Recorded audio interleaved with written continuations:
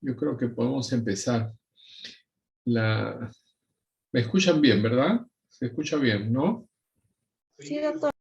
Sí, doctor. Ya, perfecto.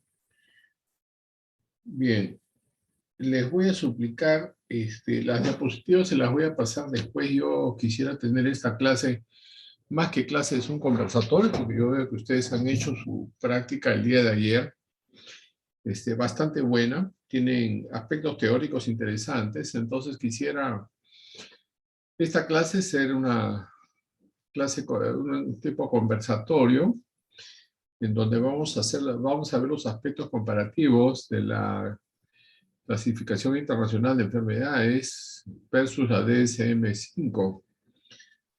Es lo que quisiera, por favor.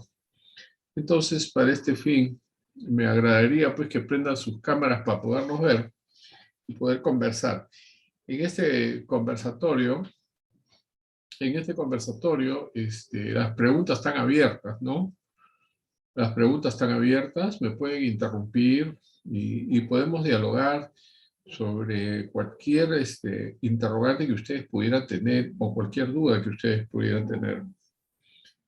De tal manera que la clase de hoy día va a ser una clase sin diapositivas, que no significa que no se las pase, después se las paso, pero para mí más importante que las diapositivas son las interrogantes que ustedes pudieran tener, ¿no?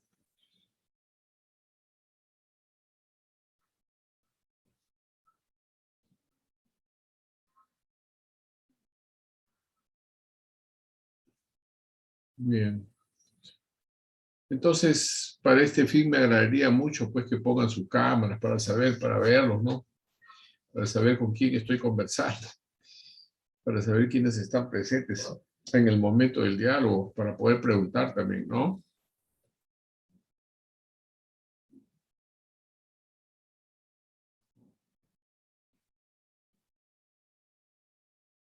Gracias, gracias, Mariano. No, muy bien, gracias, Jocelyn, gracias. ¿Ah? Entonces, me prende sus cámaras pues, a manera de conversatorio, manera de conversación, para poderlos observar, porque nunca los veo. Nunca los veo como salón, nunca los veo en conjunto.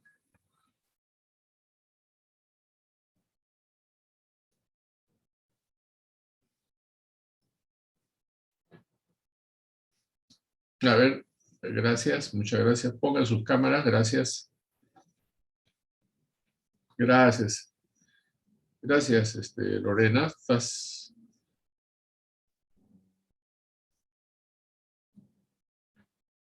Bien. Entonces, gracias. Muchas gracias, Ricardo. Vamos a establecer algunos conceptos generales. Yo los he visto que ustedes han expuesto bastante bien sobre lo que es sexualidad. De repente, el aspecto de tratamiento, de repente no estuvo muy enfocado, pero vamos a conversarlo, ¿no? Si nosotros nos vamos a la Organización Mundial de la Salud y nos vamos a la Clasificación Internacional de Enfermedades Mentales, vamos a encontrar pues que en el capítulo 5 existen cuatro grandes grupos de enfoques sexuales, de patologías sexuales que las vamos a conversar. Pero antes de pasar a la clasificación de la Organización Mundial de la Salud para después entrar a lo que es la DSM-5 y los diagnósticos que pueden haber desaparecido para etiquetar a otros de otra manera, vamos a ver qué cosa es la sexualidad, ¿no? Porque dentro de los instintos de conservación de la especie, nosotros para poder vivir necesitamos ejecutar esos instintos de conservación de la especie. El primer instinto de conservación de la especie es la alimentación. Bueno, yo necesito comer para poder vivir, pero como en una de las clases vimos, los trastornos de la alimentación también se presentan, o sea, las patologías del hambre se dan, ¿no? Y le hemos discutido en algunas clases como es la anorexia nerviosa, la bulimia nerviosa, la hiperfagia con alteración de las emociones y los trastornos de la alimentación con respecto a, a la calidad de alimentos que se pudiera tener, como patología de la Organización Mundial de la Salud. El segundo instinto de conservación de la especie es la agresión. Bueno, la agresión es buena siempre y cuando yo lo utilice como un mecanismo de defensa, ¿verdad? Como un mecanismo de defensa a la conservación de la vida o como un mecanismo de defensa con fines de proteger a mis seres queridos. Entonces yo puedo tener una conducta violenta si es que el caso vea a mis seres queridos en una situación de riesgo, o yo mismo puedo estar en una situación de riesgo en donde requiero defensa de mi propia vida. Y el tercer grupo de instintos de conservación de la especie vienen a ser los instintos placenteros.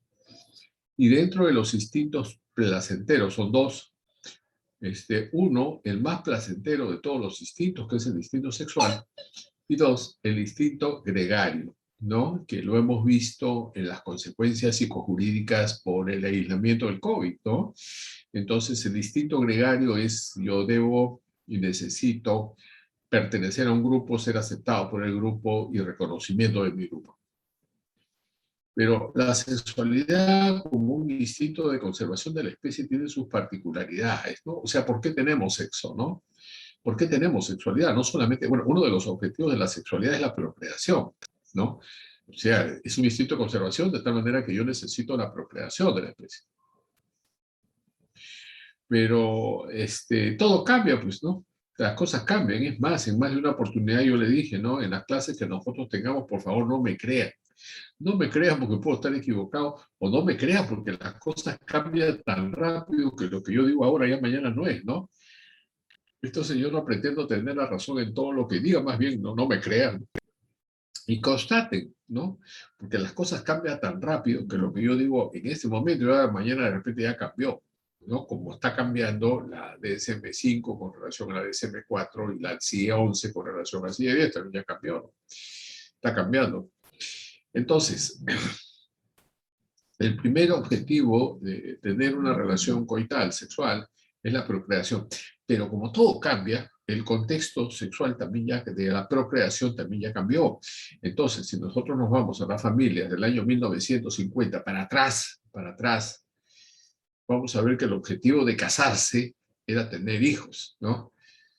Y yo recuerdo mucho algunas notas que se mandaban a algunos enamorados del año 1950 para atrás. Lógicamente yo no había nacido todavía, pero he visto algunas literaturas y decía, ¿no? Vamos a casarnos, vamos a ser felices y vamos a tener hijos. Ese era el objetivo. Vamos a casarnos, ser felices y tener hijos. Y por eso es que ustedes ven que las familias del año 1950 para atrás eran familias que se caracterizaban por tener pues 10 hijos, 8 hijos, 12 hijos, 15 hijos, ¿no? 6 hijos, 7 hijos para arriba, ¿no? Y existía lo que se llamaba pues las familias extendidas, ¿no? Las familias extendidas. Entonces, las casas, como conversábamos con un grupo, me parece ayer, las casas que se construían eran de 10, 12, 15 habitaciones, porque supuestamente los hijos que crecían se casaban y se quedaban a vivir ahí. Eso también ha cambiado, más o menos que habrá cambiado, ¿no? Porque ahora las casas ya no tienen pues 10 dormitorios, 12 dormitorios, ni las familias tienen 10, 12 hijos, ¿no? Ya cambió. Las familias modernas pues tienen un hijo, 2 hijos y a veces 3 hijos por ahí, ¿no? Miren cómo cambia. El objetivo de la sexualidad ya no es la procreación. Y las familias extendidas dejaron de construir las casas de 10, 12 dormitorios para formar casas pues de 2, 3 dormitorios conforme la familia moderna. Sin embargo, muchos de los padres, como dije el día de ayer a uno de los grupos, ¿no? Todavía siguen construyendo no 10, 12 dormitorios ni 15 dormitorios, pero construyen el segundo piso, el tercer piso, el cuarto piso para el segundo, para el hijo que viene y para el otro hijo, para que se quede a vivir en los pisos. O sea, las casas no han crecido horizontalmente, sino han crecido verticalmente, porque los padres van construyendo para que los hijos se puedan quedar como familias extendidas, ¿no? Entonces, el primer objetivo de la sexualidad era la procreación, pero ya no es la procreación. Antes sí, Entonces, sí. El segundo objetivo de una relación sexual es el placer. Por eso se llaman instintos placenteros. Entonces, nadie tiene una relación sexual si es que no siente placer. Tiene que sentir placer porque son instintos placenteros. Y la tercera, el tercer objetivo de la relación sexual es con fines amatorios. O sea, los seres humanos nos unimos sexualmente a otro con fines amatorios, de amar, ¿no? Es lo que caracteriza a los seres humanos como mamíferos superiores a los mamíferos inferiores, ¿no? El perro, etcétera, y otros mamíferos mantienen una relación sexual solamente por ese instinto, nada más, ¿no? De placentero, ¿no? El ser humano se diferencia de los otros mamíferos por esa capacidad de poder amar y que esa relación sexual vendría a ser una demostración amatoria. Me pueden interrumpir, por favor, con cualquier pregunta, ¿eh? Si fuera tan amable. ¿Ya? Cualquier pregunta me interrumpe. Por otro lado, no todas las sexualidades son iguales, pues. No todas las sexualidades son iguales. Hay una sexualidad genética, ¿no? O sea, acá o somos XX o somos XY, ¿no? Es sexualidad genética. Hay una sexualidad gonadal, ¿no? O sea, testículos con espermatozoides y ovarios con los óvulos, ¿no? Gónadas. Sexualidad gonadal. Hay una sexualidad social, ¿no? Una sexualidad social, que es interesante la sexualidad social, pues porque hasta cada cierto tiempo va cambiando la sexualidad. Hasta los años 50, 60, podría ser 70, era bien diferenciado el hombre de la mujer. Muy diferenciados físicamente, ¿no? Hasta que la sociedad cambió la sexualidad y apareció la moda unisex. O sea, el hombre y la mujer con el mismo largo de pelo, el hombre y la mujer con el mismo pantalón, el hombre y la mujer con la misma vestimenta. Apareció la moda unisex. Entonces, pero la sexualidad social también sigue cambiando, ¿no? Porque antes no se veía, por ejemplo, que un hombre podía ir al mercado a comprar, ¿no? Ahora vemos en los supermercados a todos los hombres con su carrito comprando, ¿no? Eso le correspondía a la sexualidad femenina, ¿no? Y cómo conforme pasan los años, el hombre también asume esa sexualidad de poder ir a comprar, como antes lo hacía el marco de conducta social de la mujer, ¿no? Y cierto. Y existe la sexualidad psíquica, o sea, la sexualidad psíquica. O sea, tenemos la sexualidad social, que es lo que espera la sociedad de nosotros como hombres y mujeres.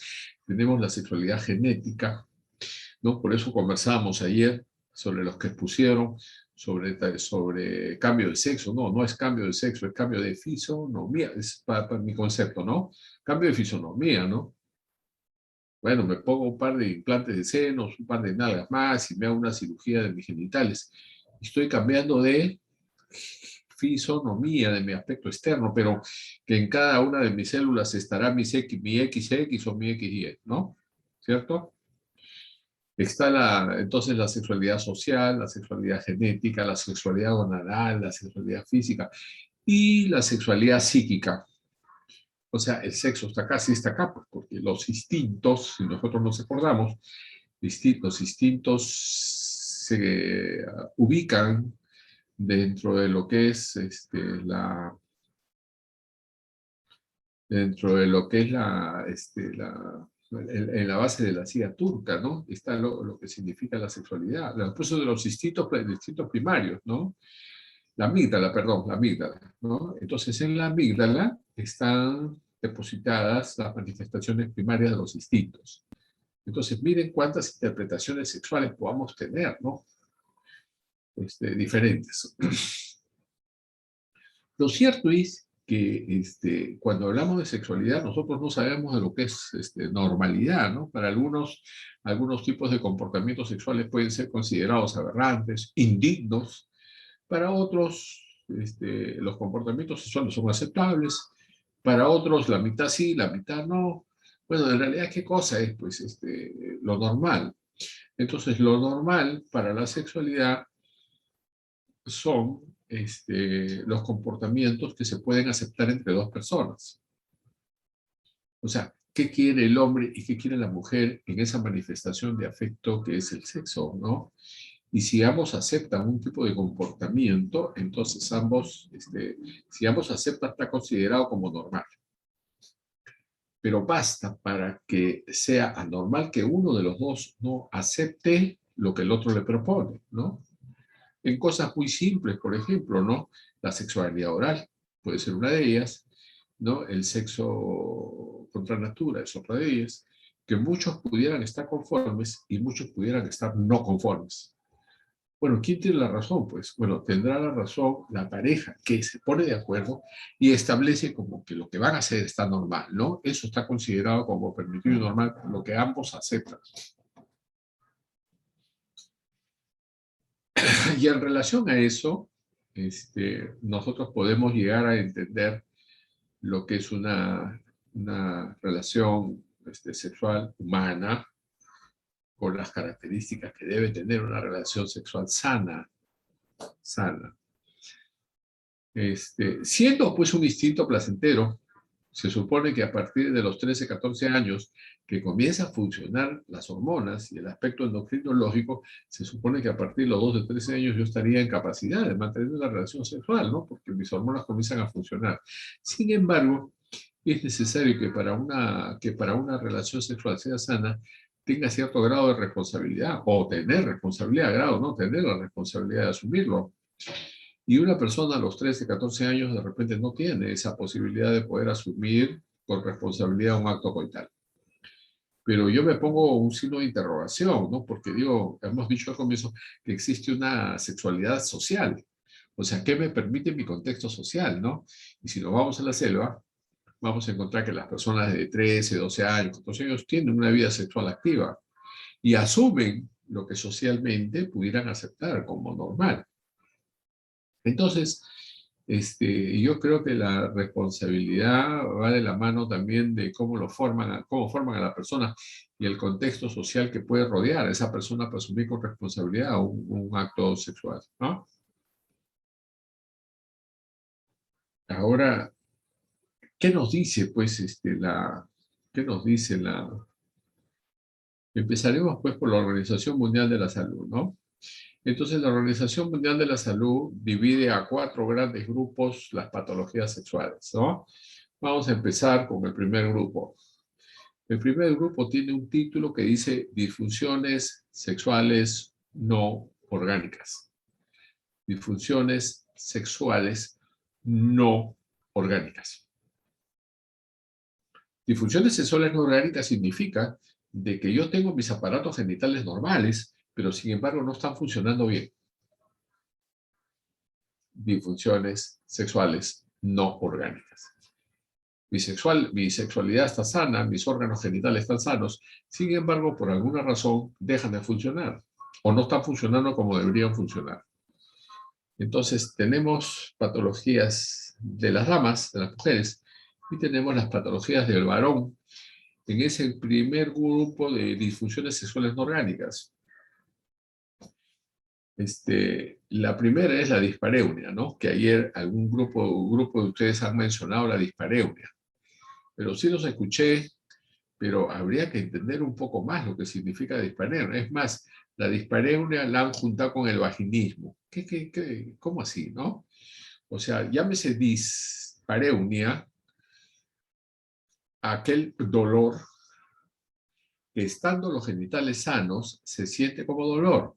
Se llama dispareunia al dolor psicógeno que se produce durante el acto coital.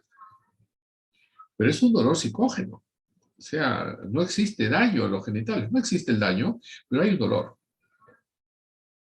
Entonces, si existe un dolor, inconscientemente, esa persona está rechazando el acto coital. Porque si es un instinto placentero que debería darme satisfacción y yo estoy sintiendo dolor, entonces psicológicamente yo estoy rechazando el acto coital.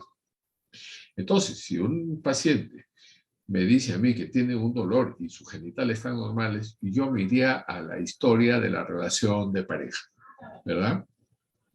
Bueno, ¿qué pasa con la pareja, no? Yo me iría a las relaciones de pareja. ¿Cómo está esa relación de pareja? Para lo cual, yo tendría que, para elegir una pareja, tener criterios de elección de pareja. En algún momento, no sé si en este salón yo lo dije, ¿no? Acostarse con una persona no es malo, porque viene a ser un instinto placentero sano de mi función mental. Pero para acostarme con una persona yo tengo que tener cuatro cosas bien puestas en la mente, ¿no? Primero yo tengo que saber con quién me acuesto. No, ¿con quién me acuesto? Segundo, yo tengo que saber por qué me acuesto. ¿Por qué me acuesto? ¿No? En tercer lugar, tendría que saber dónde me acuesto. ¿Dónde me acuesto? Y en cuarto lugar, yo tendría que saber qué va a pasar después que me acueste. Entonces, si yo tengo un acto coital y sé con quién me acuesto, por qué me acuesto, dónde me acuesto y qué va a pasar después que me acueste, estoy acostándome con responsabilidad. Pero a veces somos campeones, pues, ¿no? Porque primero se acuestan y después empiezan a averiguar quién es, ¿no? ¿Qué va a pasar después? Y después, cuando ya quieren averiguar quién es y qué va a pasar después, ya están con el problema encima. ¿Mm? Yo diría que pasa eso. Entonces, en el caso del primer grupo de las disfunciones sexuales no orgánicas está la dispareunia. Un dolor psicógeno que la mujer me va a dar a entender de que esa relación sexual no es satisfactoria y de la cual yo tendría que tener una historia de pareja. ¿Qué pasó? ¿Por qué se juntaron? ¿Cómo se conocieron? ¿Y qué pasó? O de repente pues existe una disfunción en la relación de personas. Porque para que exista una relación sexual sana, las personas tienen que llevarse muy bien. Tienen que sentirse a plenitud una con otra para que la relación sexual salga satisfactoria. Si la relación sexual no lleva pues un sentimiento amatorio, no lleva a una situación de respeto, no lleva a una situación afectiva, esa relación sexual no va a ser satisfactoria. La segunda patología que está dentro de este grupo de las disfunciones sexuales no orgánicas es el vaginismo. El vaginismo, sí, pero ¿qué cosa es el vaginismo? El vaginismo, si nosotros vemos la vagina y la dividimos en tres partes, en tres tercios, el tercio externo de la vagina se comprime con tal fuerza que produce mucho dolor, pero esa contracción de la vagina no le va a permitir el ingreso al pene. Y esa contracción involuntaria de la vagina es psicógena también. Entonces son mecanismos de defensa que la mujer va a emplear para rechazar el coito de manera inconsciente. Por eso le llaman dolor psicógeno, así como el vaginismo, que es una contracción involuntaria de tipo psicógeno que me está haciendo a mí pensar como médico de que esa persona no quiere una relación sexual con ese compañero o que con ese compañero está manteniendo una relación de pareja que no es sana. Por lo tanto, hay un rechazo inconsciente de la relación sexual. ¿De acuerdo? En tercer lugar, dentro de las CIDIES está la falla de respuesta genital. En las damas, estamos hablando de las damas. Falla de respuesta genital.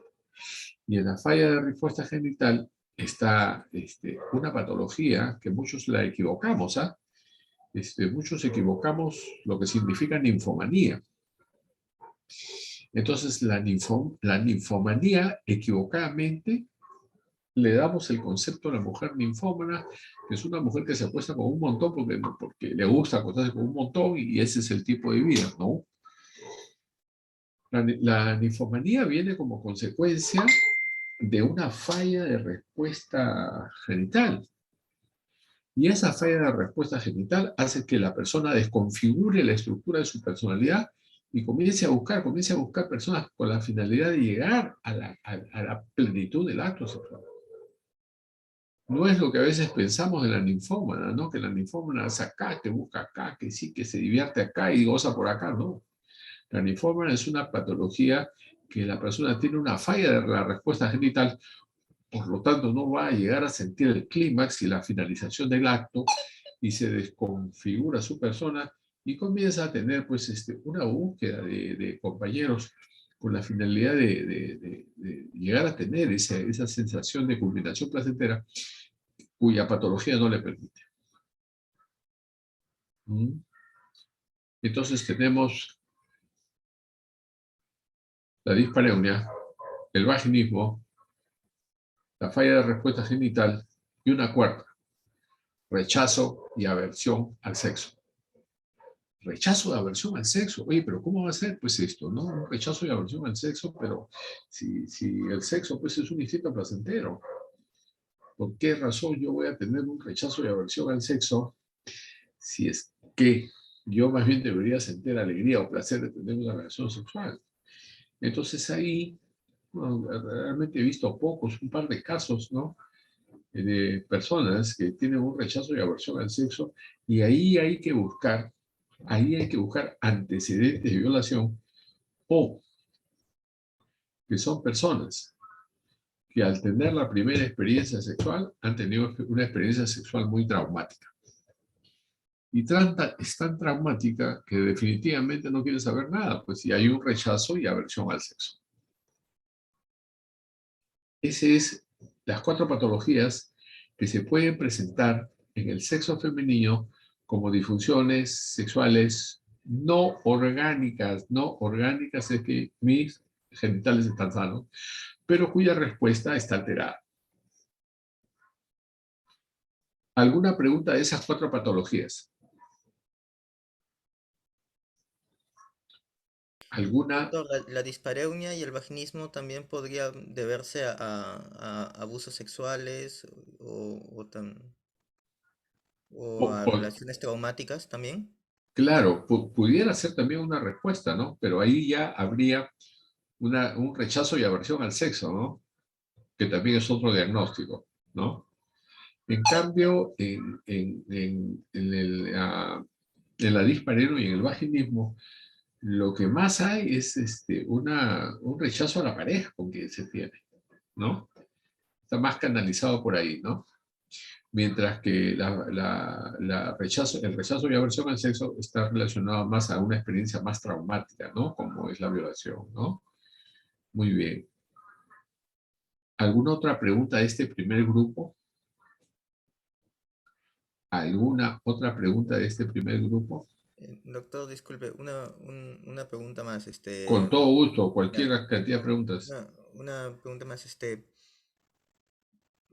yo veo que usted dice que se soluciona, como digamos al paciente, pero como pareja, no puede ser que no tengan la suficiente comunicación como para, digamos, quizá el hombre está excitado, pero la mujer no está excitada. Puede ser. Por eso causa, digamos, un vaginismo o una dispareunia. ¿No Oh, sería mejor ujú. tratarlo como pareja en terapia conjunto con los dos? Claro, claro que sí. O sea, el tratamiento de las disfunciones sexuales, cuando se tiene una vida sexual activa y hay pareja, lo ideal es tratarlo como pareja. Y lo que usted dice es cierto, ¿no? ¿Por qué se dan los conflictos? Pues, ¿no? Los conflictos se dan por falta de información. Los conflictos se dan por información incompleta. Los conflictos se dan por información falsa. Entonces, esa falla en la comunicación, como usted dice, va a traer como consecuencia estas patologías. Y es verdad, ¿no? O sea, pudiera ser el mejor éxito sería que si la pareja tiene una vida sexual activa, se pueda mantener una terapia de ambos, ¿no? Con la participación de ambos, ¿no? Porque, como usted bien dice, muchas veces no hay pues comunicación, o la comunicación es incompleta, o la comunicación es falsa, ¿no? Se tergiversa, digamos, las molestias que pudiera tener la persona que nos acompaña, ¿no? Sí, es cierto, ¿no? Sí, es verdad. Es verdad, doctor. ¿Alguna otra pregunta de este primer grupo? Del Doctor, grupo. el vaginismo y la dispareunia son solamente adquiridos Eh, o, eh, eh, o sea, me refiero a que si anteriormente la persona tuvo la misma experiencia o si con otras relaciones no tenía este tipo de eventos. Hay pacientes que expresan que, o sea, en relaciones antiguas no tenían ese tipo de situaciones, pero con su nueva relación, entonces sí. Claro. Sí, sí es cierto, doctora Karen. Por eso es que el doctor María no tiene razón cuando dice que mejor sería entrevistar a la pareja, ¿no? Porque si nunca sintió y la siente con la pareja recién elegida, habría que ver también, bueno, ¿qué está pasando? Pues, ¿no? ¿Qué está pasando? Ahora, hay situaciones de una pareja, recuerdo, de una señora que hablaba de dispareunia, pero hablaba de dispareunia habiendo tenido, no múltiples relaciones, como dicen, sino había tenido relación con otras personas que no le producía ese dolor. Ella atribuía que el tamaño del pene del esposo era demasiado grande y le producía más que placer, dolor. Era la versión de ella, ¿no? Como, digamos, el tamaño de repente del esposo no era pues compatible con su cavidad vaginal. Puede ser también, pero tendría que expresarse, ¿no? Tendría que hablarse para saber dónde está digamos, el origen de la molestia, ¿no? Y si es verdad, pues puede no haberla tenido con otras parejas y recién escoge una pareja y de repente se presenta la patología, ¿no? Muy bien. ¿Alguna otra pregunta con relación a este primer grupo? No hay. Luego pasamos al varón. Como bien explicó el grupo de ayer, las patologías en el varón son dos: la disfunción eréctil y la eyaculación precoz. La disfunción eréctil y la eyaculación precoz. Bueno, la disfunción eréctil fue una patología de gran envergadura, pues. Habían tratamientos medios extraños, medios cruentos, como era la implantación de implantes penianos, o de repente colocaban en la zona inguinal bombas de eyección con la finalidad de que se llenen los cuerpos cavernosos. O sea, tratamientos un poco cruentos y tirados de los cabellos que tiraban, digamos, abajo la situación placentera de tener una relación sexual sana, ¿no? Creo que muchas de las patologías de la disfunción eréctil se solucionaron cuando apareció pues el sildenafilo, ¿no? El sildenafilo aparece y casi la mayoría de disfunciones eréctiles se solucionaron, pero hubieron unas que no se solucionaron, ¿no? Y que siempre aparecía el factor psicógeno como un factor también de la disfunción eréctil, porque habían varones que decían, oiga, yo tengo una buena relación con mi esposa, pero afuera no puedo tener, y otros más bien al revés, oiga, yo con mi esposa no puedo tener, pero más bien afuera sí puedo tener, ¿no? Entonces siempre habría un porcentaje en que el impacto psicológico que tenía el varón sobre la persona que lo acompañaba podía tener mucho significado en esta disfunción eréctil. Aparece el sildenafilo, después aparece el taldanafilo, con buenas respuestas a un tratamiento, ¿no? Pero no olvidemos de que la relación coital son dos personas que se intercambian emociones, ¿no? Aparte de que existe lo que se llama la entrega, ¿no? O sea, ¿qué cosa es la entrega, no? La entrega es cuando una persona permite que otra persona entre dentro de ella a través de la relación coital, ¿no? Esa es la entrega. Entonces acá viene un signo de interrogación. Entonces, ¿qué pasa con la persona infiel? ¿No? ¿Qué pasa con la persona infiel? Bueno, la persona infiel tiene que ser un poco psicópata para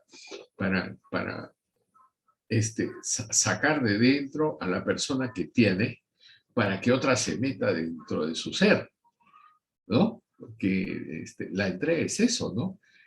O sea, en un acto coital, por favor, no vale que se rían,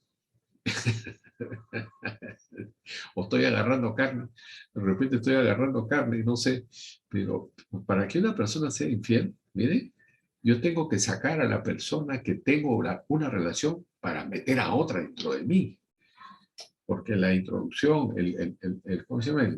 El coito no es solamente una introducción pene-vagina, ¿no? No es una introducción pene-vagina, es lógicamente una introducción pene-vagina, pero lo que está entrando es la otra persona dentro de esa persona. Entonces, ¿cómo se hace para sacar a una persona para que entre otra y después sacar a esa otra para que entre otra, ¿no? Entonces, el perfil de la persona, digamos, infiel, tiene ciertas características y estructuras de personalidad, ¿no? En donde hay algo de psicopatía, ¿no? Algo de psicopatía, algo de falta de sinceridad y ética en el acto amatorio, ¿no? Eso es lo que se da, ¿no? Por otro lado, lo que yo comenté con un grupo también de ayer era, para mí es un signo de interrogación. Hay un librito por ahí que es psicoanálisis de una prostituta, ¿no? Que me parece interesante también, ¿no? Porque yo lo veo, es un trabajo que es un trabajo que no lo veo tan fácil como ser humano, ¿no? Porque yo no me imagino que es un ser humano que permite que entre una persona y que entre otra persona. O sea, cómo manejan su psiquis con la finalidad de que cualquier persona pudiera entrar dentro de ella para mantener una relación coital por un precio, ¿no? Entonces la persona tiene que tener un manejo dentro de su psiquis para poder permitir eso, ¿no? Eso no es fácil. Un Pero trabajo. psicológicamente no podría ser también por falta de autoestima. Bueno, yo más bien pienso que tienen muy buena autoestima. Entonces, y lo manejan muy bien. Yo diría más bien que hay algo de psicopatía. Hay algo de psicopatía porque hay personas que no se dedican a la prostitución y pueden ganar menos y se sienten muy bien, ¿no? Pero hay otros que sí eligen ese tipo de trabajo por el ingreso económico o por la facilidad que tienen para poder realizar ese coito sin ningún patrón de comportamiento, ¿no? Yo pensaría más bien lo segundo, ¿no? Hay rasgos psicopáticos ahí. Por otro lado, en la segunda patología del varón está la eyaculación precoz.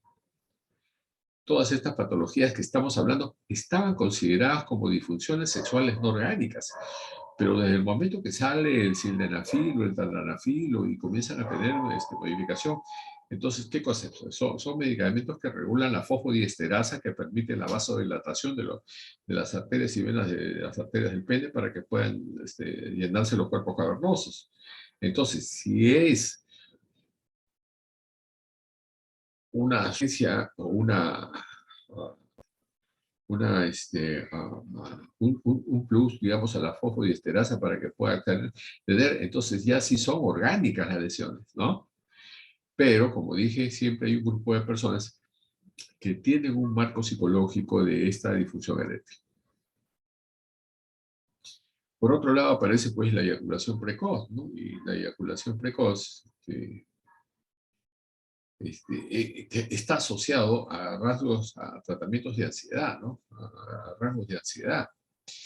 Porque o son personas que han dejado de tener relaciones sexuales durante mucho tiempo, ni bien ven a la persona, ni siquiera introducen y eyaculan, ¿no?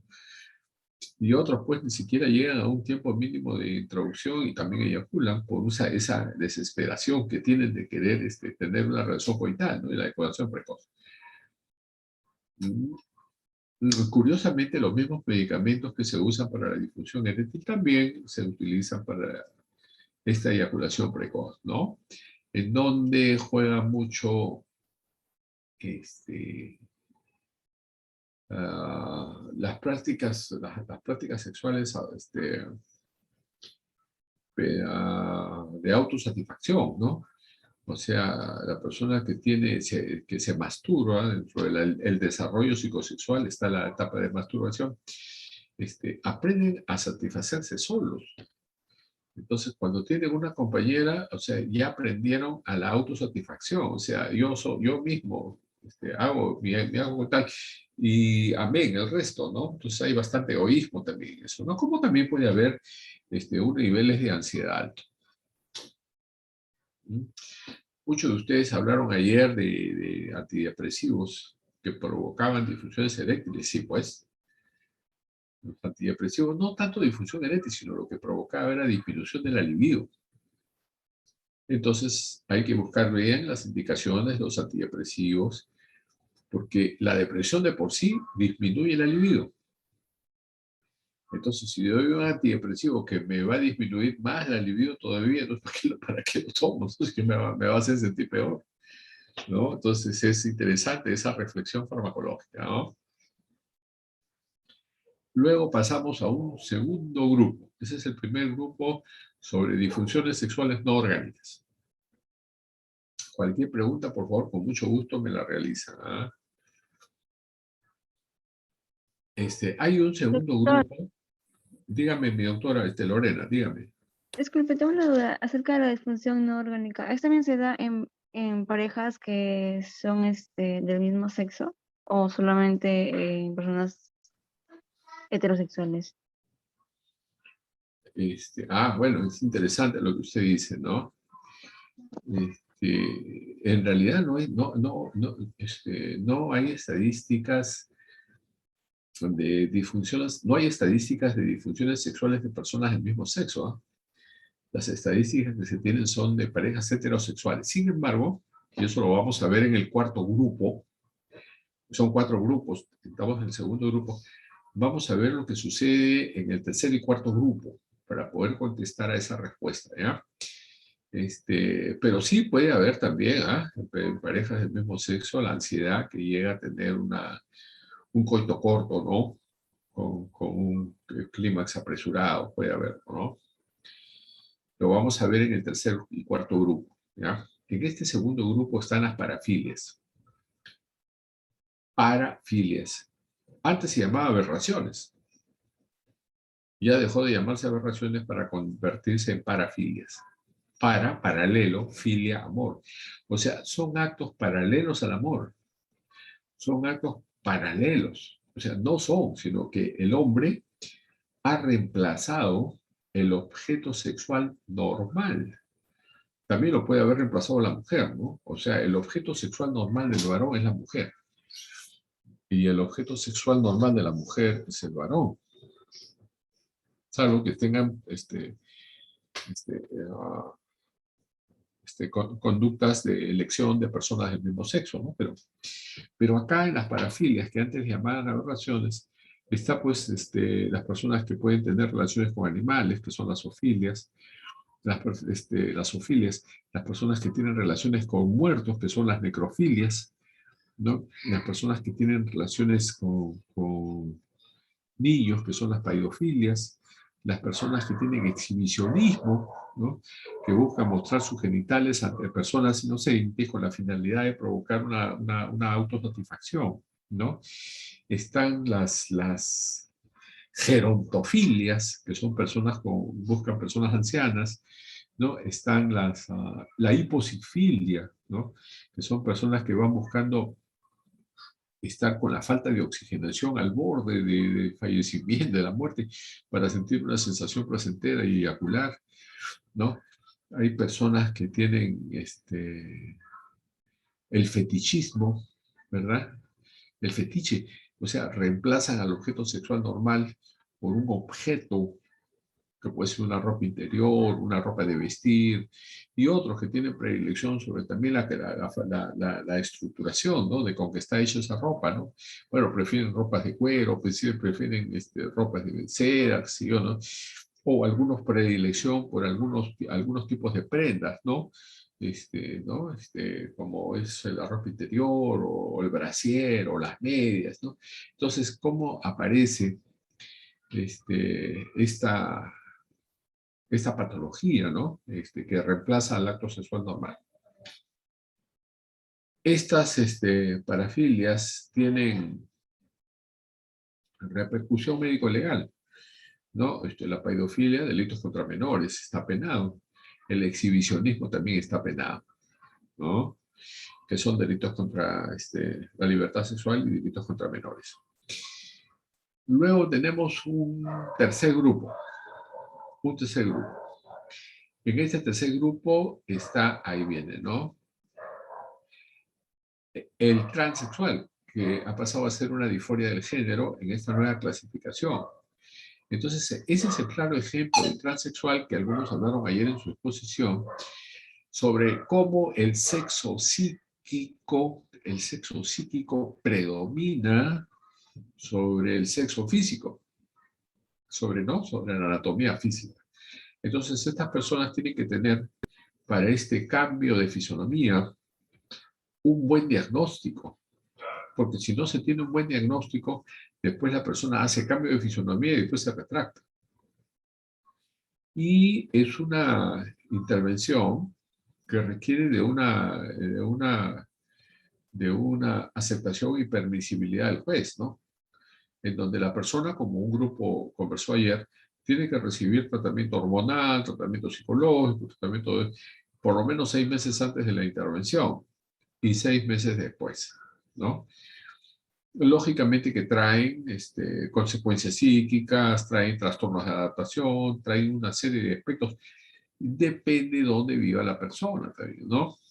Si la persona vive en un lugar muy cerrado y hace ese tipo de intervención, lógicamente va a tener una ideación paranoide, pues, porque todos van a estar mirándolo, ¿no? Y va a tener ese tipo de repercusión. Y la otra, que está dentro de trastornos de identidad del género, transexual, que es ahora disforia del género, está el travesti, que también ya desapareció o tiende a desaparecer en la clasificación actual 11 de la Organización Mundial de la Salud. Entonces, el travesti es aquella persona que tiene una sexualidad placentera por colocarse ropa del sexo opuesto, ¿no? Se colocan ropa del sexo opuesto y esa es su satisfacción sexual para ellos, ¿no? Satisfacción sexual para ellos. Luego viene un cuarto grupo, que tiene que ver con lo que la doctora Lorena me preguntó hace un momento. En este cuarto grupo, ocurre pues algunas cosas que tienen que ver con el desarrollo psicosexual. Entonces, cuando una persona nace, tiene un desarrollo, pues, primero el desarrollo físico, ¿verdad? El desarrollo físico. Entonces nosotros nos ocupamos pues de las vacunas, del niño, del bebé, su alimentación. Queremos que sea sano y fuerte y que no tenga enfermedades, desarrollo físico. Nos preocupamos del desarrollo psíquico, ¿no? Quiero que sea inteligente, que progrese y que aprenda lo mejor posible, lo que tiene que aprender, ¿no? Pero nos olvidamos mucho del desarrollo psicosexual, pues, ¿no? Y el desarrollo psicosexual comienza desde la niñez, ¿no? Los niños juegan, pues juegan al papá, a la mamá, al médico, a la enfermera, ¿no?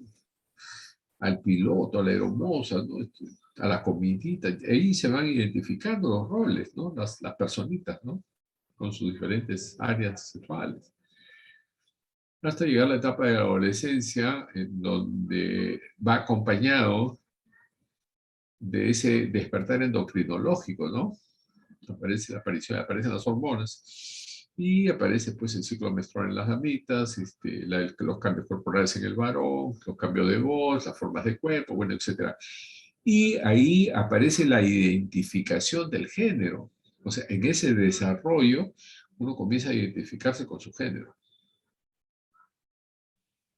Y en ese desarrollo yo puedo, mi psiquis puede empezar a fijarse en el sexo opuesto, como también puede identificarse en personas del mismo sexo, como también puede identificarse con personas de los dos sexos, ¿no? Pero no olvidemos que es adolescente, ¿eh? Que adolescente significa que adolece. Adolece significa que le falta.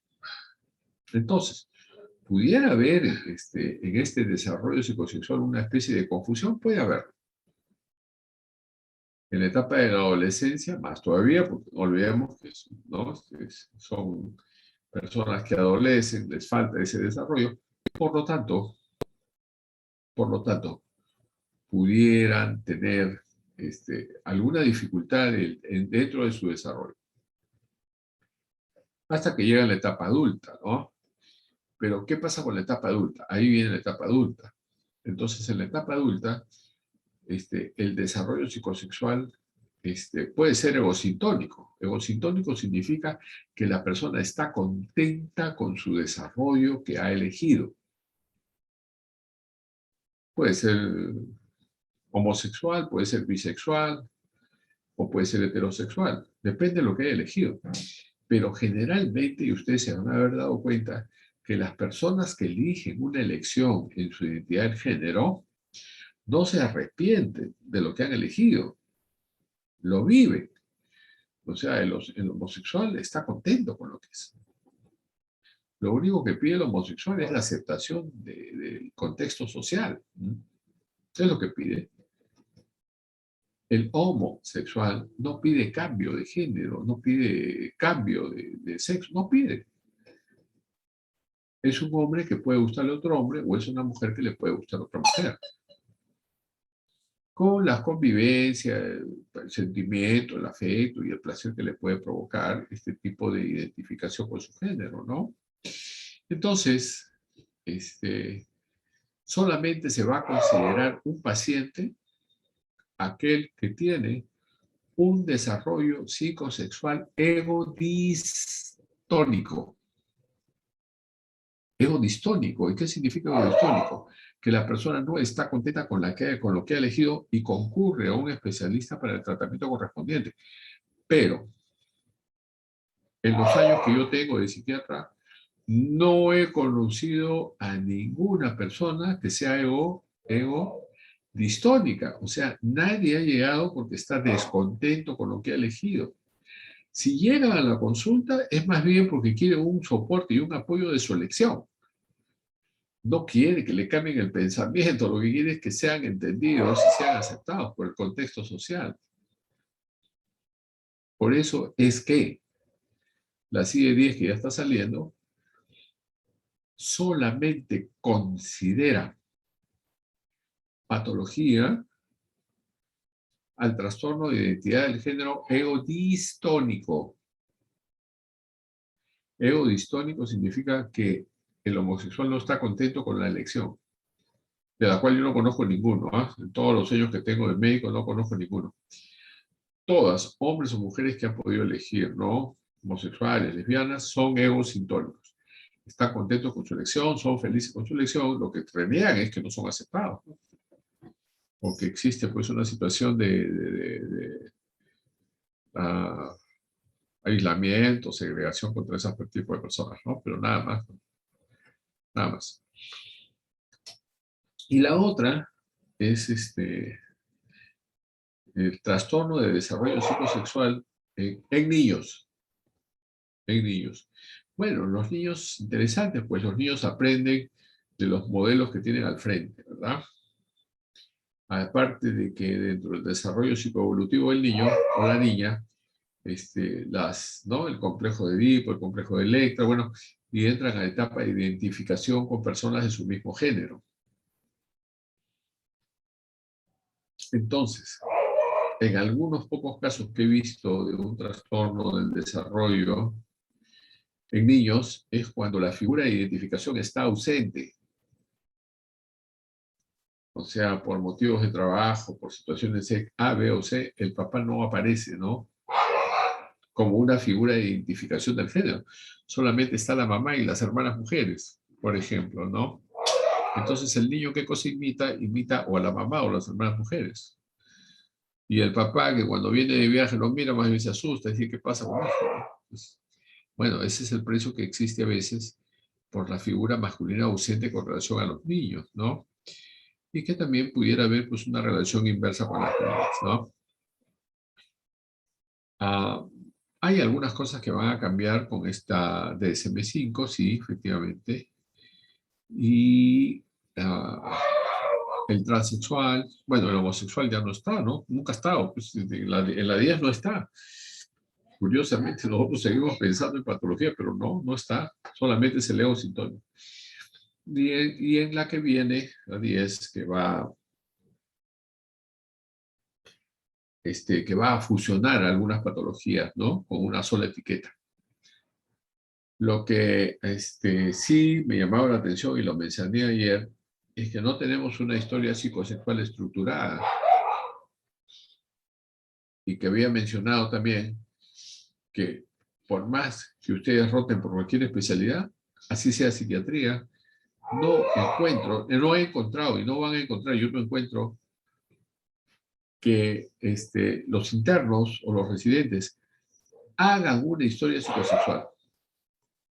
Hablamos de libertad sexual y hablamos que progreso sexual, hablamos de cambio sexual, que somos muy, muy conocedores de la sexualidad. Pues mentira, pues, porque a la final es, por alguna razón, nosotros mismos los médicos, cualquiera sea la especialidad que sigamos, no le hacemos al paciente una historia psicosexual. O sea, omitimos la historia psicosexual, ¿no? No la tocamos. Me parece que es un campo bastante interesante, de mucho respeto. Y que el tratamiento conlleva situaciones de tiempo, identificación y entrega, pues con esos pacientes que de repente tienen alguna patología, ¿no? Muy bien, doctores, ¿alguna pregunta? ¿Alguna duda? ¿Alguna pregunta?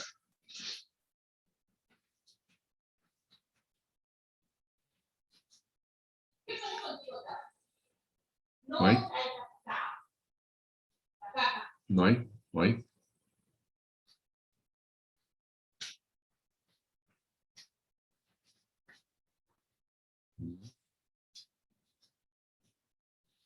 Doctor, Doctora.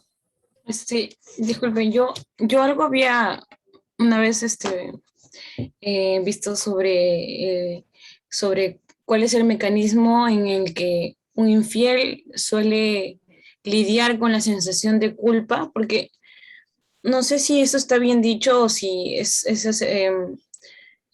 real el hecho de que puedan ignorar ese tipo de sentimientos negativos para poder, o sea, en relación a que no cambian, no suelen seguir haciendo el mismo patrón de infidelidad, de engaño, y no sé si también está relacionado con una falta o con el apego, ¿no? Con el apego, no sé si, qué tan real es la expresión del hecho de poder ignorar esa sensación de culpa para seguir haciendo lo que hacen, sin tener que arrepentirse o nada. Usted sabe que el hombre es un mamífero dentro de la escala animal, ¿no? Entonces, el estudio que hacen del hombre con relación a la monogamia, o sea, desde el punto de vista de la escala animal, el hombre no está considerado como un ser monógamo, mire. El hombre está considerado como un ser polígamo. Pero yo digo, eso sería si solamente vemos el aspecto de clasificación de los animales dentro de la escala, ¿no?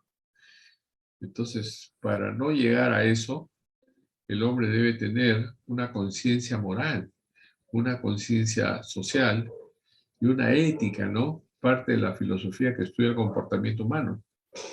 Entonces, yo diría que para llegar a una infidelidad hay que mentir. Para llegar a una infidelidad hay que ocultar. Para llegar a una infidelidad hay que engañar. Y para llegar a una infidelidad hay que hacer daño. Entonces yo me pongo a pensar, ¿quién hace eso? Solamente un psicópata. Entonces, los que llegan a ese tipo de comportamiento me dan la impresión que tuvieron unos rasgos psicopáticos, ¿no? Y ahora, la personalidad no cambia, sí, pues no cambia. Por eso dicen genio y figura hasta la sepultura, sí, pues. Entonces, eso que a veces se escucha, ¿no? Te prometo que la última vez, ahora sí ya no más, te prometo que nunca más, ahora sí de verdad, ahora ya no. Un poco difícil, ¿no? Salvo que la persona esté al borde de perder situaciones muy queridas, muy valoradas, ¿no? Y que se empujen a cambiar.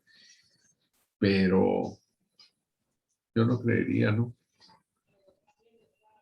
No, de repente se frena un tiempo, ¿no? y después vuelven otra vez a las andadas. O de repente se frena un tiempo, pero ese tiempo que se frena le va a servir para pensar cómo hacerlo mejor sin que lo descubran. Es como pensaría, ¿no? Yo creo que tiene que ver mucho con la ética, ¿no? Ética que viene a ser parte de la filosofía que estudia el comportamiento humano, ¿no? Es lo que yo pensaría, ¿no?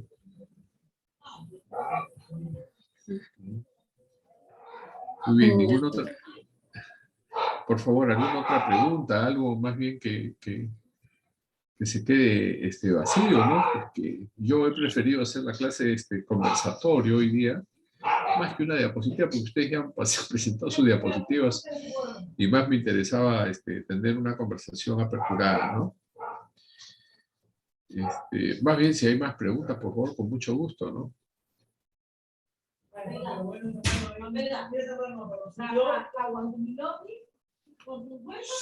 ¿Alguna duda, alguna pregunta? Doctor, una pregunta. ¿El sadomasoquismo podría causar una disfunción no orgánica? Ah, qué interesante. Tu pregunta, ¿no? El sadomasoquismo pudiera generar una disfunción sexual no orgánica. El sadomasoquismo está dentro de las parafilias, ¿ah? Por si acaso. No es solamente que no lo he nombrado, usted me está haciendo acordar. O sea, dentro de las parafilias, los actos paralelos al amor, está el sadomasoquismo, ¿no? O sea, aquel que disfruta dando golpes y aquel que disfruta recibiendo golpes. Pero si nosotros somos un poco conscientes, alguien tiene su micro prendido y está conversando, por favor. Si nosotros somos algo reales, el acto sexual no es un acto delicado, ¿eh? ¿Cómo es el acto sexual? Pues, o sea, por eso es que un niño, por ejemplo, que mira un acto sexual se asusta. ¿Por qué se asusta? Porque lo que está viendo es una agresión. Y el acto sexual tiene algo de sadomasoquismo, ¿no? O sea, el acto sexual no es delicado. Personas ahí pues se jalan los pelos, se muerden, se estrujan. O sea, si somos conscientes, el acto sexual tiene algo de sadomasoquismo, ¿no? Algo. En cambio, el sadomasoquismo ya se va para una parafilia, ¿no? Pero esa parafilia es disfrutada por ambos, ¿ah? O sea, el que da el castigo y el que recibe el castigo. Por eso le llaman parafilia, porque reemplazan al acto sexual normal para convertirse en una anomalía del acto sexual, ¿no? Una patología del acto sexual, ¿no? El sadomasoquismo. Esa sería la respuesta, ¿no? ¿Alguna otra pregunta, por favor? Cualquiera sea, cualquier duda.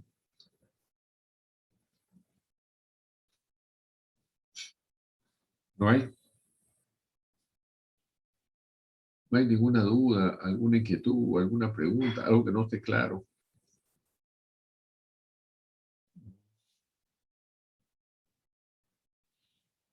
Muy bien, pues. Siendo así, si no hay algo más, ¿sí? Siendo así, yo creo que nos vamos. Nos vamos y salvo que quede alguna pregunta, alguna duda, con mucho gusto, ¿no? Doctor, usted dijo hace un momento de las personas que son infieles que, o sea, pareciera como si tuvieran un trastorno psicópata y aquellas personas que tienen muchas parejas en un solo tiempo también estarían dentro de ese grupo. Claro, como yo le dije hace un momento, ¿no? O sea, al comienzo de la clase, o sea, doctora Karenia, ¿no? En el acto coital es una entrega. O sea, yo permito que otra persona entre dentro de mí a través del coito. ¿Y cómo hace esa persona? O sea, entran y salen de su cuerpo como si nada. Engañando, mintiendo, falseando, ¿no? Entonces, tiene que haber un rasgo. ¿Cuál es el rasgo de la personalidad de la persona infiel, no? Entonces, el rasgo de personalidad es una persona psicopática. tiene rasgos de psicopatía. Porque al final miente a todo el mundo, se burla de todo el mundo, es irresponsable con todo el mundo y por último, pues al final se va a reír de todo el mundo, ¿no? Mientras que las personas engañadas pudieran sufrir mucho, ¿no? O de repente no, pues de repente se encuentran dos psicópatas, pues y normal, ¿no? No pasa nada. Se ríen nomás. O quizá pueda llegar un punto en que esa persona sea consciente de sus actos y pueda, entre comillas, recapacitar o Puede es ser, algo propio de la puede ser. persona que Y constantemente, o sea, es algo inevitable que no va a dejar de hacerlo, así o puede es. ser que recapacite en algún momento de su vida. Bueno, esa es una posibilidad que no se Doctor, niega. La ¿alguna vez única, dígame. No, sí, continúe, sí, estaba No, yo hablando. digo, yo digo, sí puede haber posibilidades de cambio, pero ya pues cuando llega a los 70 años cambiará, porque ya no hay, ya no puede hacer nada. Ya Y muy ahí, tarde, ya muy ya tarde. muy tarde, pues, ¿no? Y ahí recién va a decir, ya ahora sí quiero cambiar. O sea, no vale, ¿no? ¿Qué me dice, doctora Karen? Yo iba a hacer una pregunta. ¿Alguna vez ha tratado a un paciente infiel, o sea, que haya llegado a su consulta por ese problema, queriendo quizás solucionar su relación de pareja, mejorarla? La gente Este, creo que usualmente no busca ayuda por esos temas, ¿no? Pero sí no, son... no busca. Busca ayuda cuando está en problemas, porque ya lo agarraron, ya lo pescaron y las cosas van de mal a peor. Pero que vayan así de frente, tengo este problema, no puedo cortar esto, así que vayan, no. Pero a mí me parece también que tiene algo de las conductas adictivas, ¿no? O sea, el que es adicto al alcohol, al tabaco, a las drogas, también hay personas que son adictas a este tipo de comportamiento. O sea, no pueden estar tranquilos si es que no hacen algo de esto. O sea, si no son infieles, ¿no? También hay, ¿no? Pero que una persona haya ido con una consulta directa sobre esta dificultad del control de poder tener otras personas, no conozco ninguna. Todas van cuando ya están con problemas, ¿no? Es Cuando están que por perder el familia, paciente no están lo por perder... considera un problema, porque todo le está saliendo como él quiere, todo le está saliendo a pedir de boca y hasta que no se vean problemas no va a aceptar que tiene un problema. Después, depende cómo la hagan, dice, pues no, pues eso dice, no, ¿qué cosa dice el dicho? Pues Dios no condena el pecado, sino el escándalo, dice, ¿no? Entonces lo hacen también para no caer en el escándalo. ¿Cuál es bien bravo, no? La única persona, como dije hace un momento, que he tenido es de paciente, es una prostituta, ¿no? Que me llamó mucho la atención, ¿no? Porque decía, ¿cómo hace esta persona, ¿no? Para estar con uno, con otro, con otra persona. La respuesta que tuve de esta persona que laboraba en prostitución fue que ella manejaba en qué momento podía mantener una relación con una persona que amara, ¿no? O sea, ya, yo lo veo bien bravo eso, ¿no? Porque todas las personas entran dentro de ella a través del coito, ¿no? Entonces, ¿cómo hace su mente para filtrar eso? Eso me pareció, digamos, interesante, ¿no? Pareció interesante, ¿no? Con respecto a la sexualidad, ¿no? Mm. ¿Alguna otra pregunta? Doctor, una pregunta. Claro. El acto sexual incluye más que todo comunicación no verbal, ¿no? La mayoría de cosas involucra comunicación no verbal y pueden haber muchos problemas de la pareja porque incluso muchas parejas pueden tener una muy buena comunicación fuera del acto sexual, pero dentro del acto sexual no saben cómo expresarse, no comprenden bien el cuerpo de la pareja, cómo trabajar con esos pacientes sobre todo, qué recomendarles, qué, qué tipo de terapia darles. La cosa es que, que el compañero no va a saber, pues, hasta que el compañero o compañera no va a saber hasta que la persona involucrada exprese su malestar. O sea, no encuentro otra forma, porque ¿cómo va a entenderlo? Por eso yo dije al comienzo, los conflictos se dan por un montón de información falsa, información incompleta y falta de información.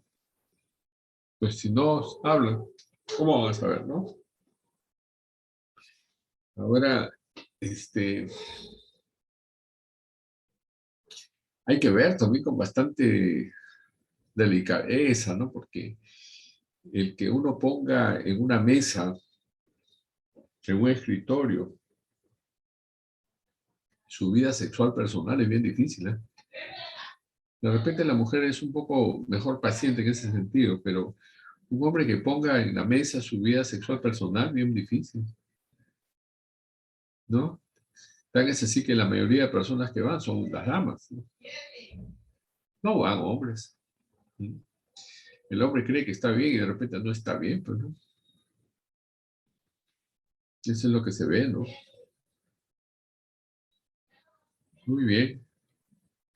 Bueno, pues ha sido si no hay más preguntas, ha sido una reunión bastante placentera, ¿no? No necesariamente se tiene que tener una diapositiva para hacer una conversación de un tema, ¿no? Puede conversar también los temas, ¿no?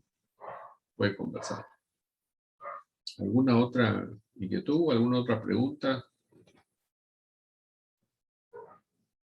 ¿Alguna otra, alguna otra interrogante? ¿Mm? Bien. Entonces lo dejamos ahí, pues, ¿no? Y nos estamos comunicando en cualquier momento. ¿Ok? ¿De acuerdo? Gracias, doctor. Muy buenas noches con todos. Buenas Gracias, noches. doctor. Cuídate. Hasta luego. Nos podemos retirar. Hasta luego. Hasta luego. Hasta luego.